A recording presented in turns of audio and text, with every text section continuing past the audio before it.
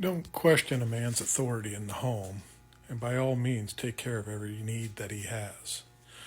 In our latest episode of Drop the Stones, we're talking about this trad wife craze that's starting to flare up. We see a bunch of it on TikTok now. All these young women that are spouting out and espousing the benefits of being a trad wife and how it's the way God decided we needed to live, to give up our individuality, our uniqueness, and submit completely to our husbands and take care of their every want and need in the household.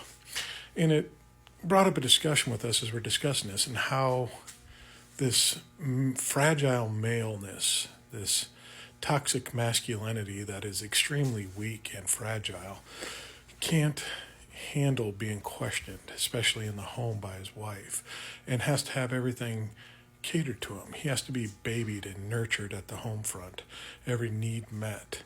And it brought up this idea of this Oedipus type complex that these men have never developed mentally past the toddler or young adult age, where their mothers had to take care of their every need and provide the food for them and provide the cleaning and the laundry and laying out all their clothes and taking care of all the basic needs that any respectable human being should be able to do on themselves. These men that don't know anything about cooking or cleaning and make a fool of themselves in the house when they try to make a meal here and there and don't understand how an oven works or how to fry an egg or anything simple like that. Go into this need that was almost like a mother taking care of them. And it's this weird concept that we were having trouble wrapping our minds around why men would want this in the world, to be taken care of by their wife like it was their mother. But then have this woman that's in their life as their wife flip the switch and take care of some other needs in the boudoir that a mother in a traditional household probably shouldn't. It's a demented and sick ideology that's had here that probably causes a lot of issues in mentality and mental strength of a lot of people. And we're just kind of going over this and how unequal this arrangement is and how much it's just a patriarchy setting up a trap for women, that you are to get out of the workforce and you're not to be able to provide for yourself, so that when you get into your 30s and 40s and things aren't going so great and you start realizing that you don't have dreams anymore, that all your goals and wishes and desires as a woman when you're in your youth aren't going to get met because you're not allowed to have this. Your husband is the controller. He tells you what you need to think and what you need to do. And this starts building up, but you're trapped. You can't get out of it now because you've been out of the workforce for 15, 20 years. You haven't been able to provide for yourself. You have no credit history. You have nothing in your name, and your house is in your husband's name. The automobile's in your husband's name. All the checking accounts and credit cards are in your husband's name. You have no ability to provide for yourself, and you're trapped.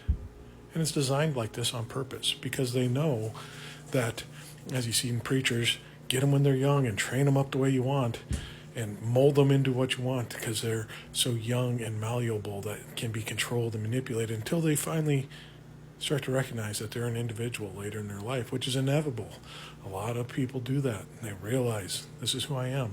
This is what I want to be. But if you're trapped, you can't get out of it because you can't provide for yourself. You can't give yourself the basic needs because you're going to be going at a base job. How are you going to provide rent in this economy when you're making minimum wage, doing menial labor with other teenagers? It's a daunting hill, but it's set up this way so you can never leave. No matter what that man may do to you in your life, you're trapped and stuck there forever. That's the traditional lifestyle that they want. Because back when they're basing this all off on in the 50s, 60s, husbands could do unmentionable stuff to their wives, and no one would blink an eye. And they want that back again. And the women could never leave because they couldn't provide for themselves, or the society would look and deem them as a spinster of some sort. This is what they want. They want complete and utter control. They want entrapment so that they can get all their needs met at any time that they desire and any time that they want.